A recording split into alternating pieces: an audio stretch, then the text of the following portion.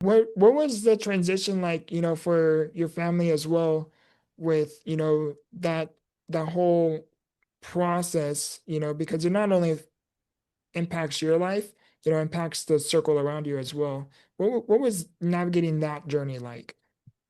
Well, I think a lot of like my family, my brothers or my brother and sisters, to them it was just, something concerning and they didn't know too much. And again, being back when I was growing up, they were just told, oh, Brad has Becker muscular dystrophy. It's a muscle wasting disease or disorder. That's why he falls and that's why he can't run. That was pretty much all you would get until, later down the road when they were getting married and stuff, they would have some genetic testing just to see if they were carriers.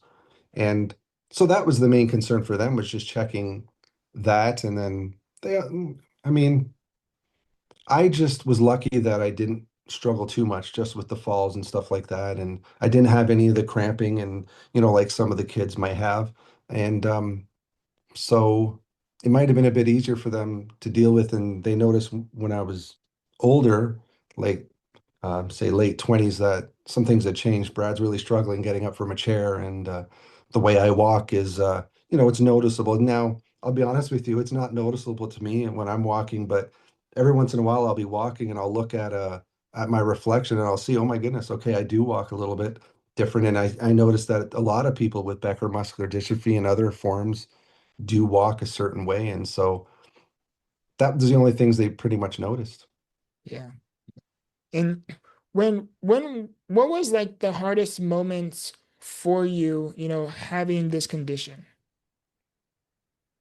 To me, it would be the bullying. It was just, relentless at times, and it didn't matter where I was. And, you know, and some people would say, oh, no, that's just kids being bullies. And it had nothing to do with your Becker muscular dystrophy. But the one thing they did is they made fun of the way I walked.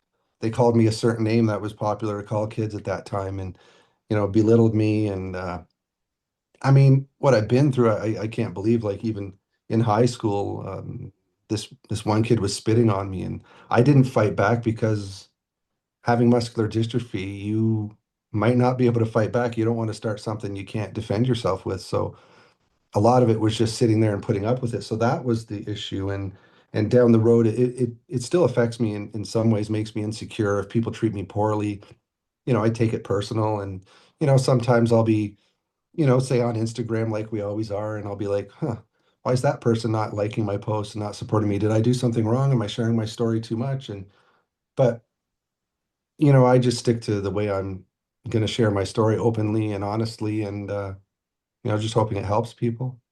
Yeah. When you talk about, reflecting on your book again, when you Mhm. talk about writing your story and sharing everything that sharing your story is has there been moments where it was hard to revisit certain memories as you were writing your story? Well, I'll be honest with you, during the time I was writing my book, I was dealing with major anxiety.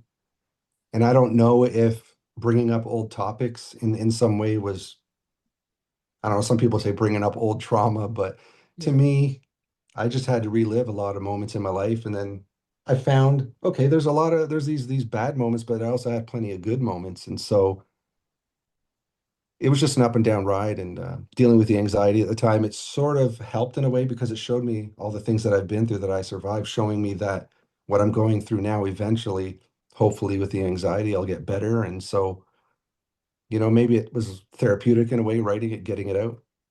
Yeah.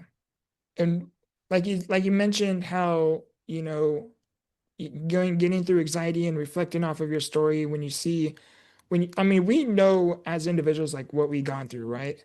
But when you actually write it down, you kind of remember everything you went through, and it just really, Mm. really proves your resilience. Like no matter what it is you go through, you are going to get through it. It's just a matter of when are things going to get better, not if. Right, because I'll say this, we carry our stories with ourselves wherever we go. And sometimes in my head, I'm like, you know what?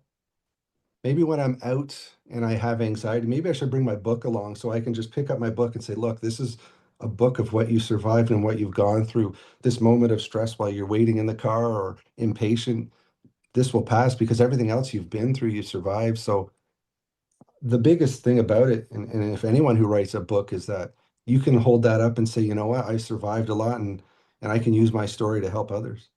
Yeah, it's powerful too. You know, you shared with me how there was a moment where you almost gave up on your book. How come you almost gave up on your book, and what kept you to keep going?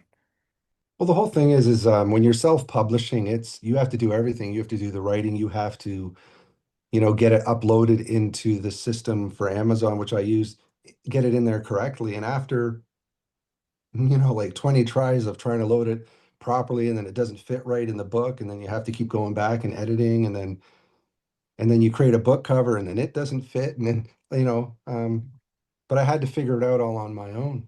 So that was the most difficult part. And then one thing is like, okay, the book's done now. I have the cover. What am I going to call this book? And so for 2 weeks, I was just sitting there like, what in the world am I going to call this book? And then all of a sudden, I wrote a rap first, maybe a year before the book was written, and I just said, and fighting towards victory was in it. And I'm like, hey, that's sort of what this whole book process was. I'm fighting towards victory, which is the end of completing the book and getting it published. And you know, I ran into a couple problems, and there was a point where I didn't think I was going to be able to upload it because it wasn't working out. And then I'll say, and all of a sudden, out of nowhere, everything just came together. It worked. It was published, and it was truly a miracle.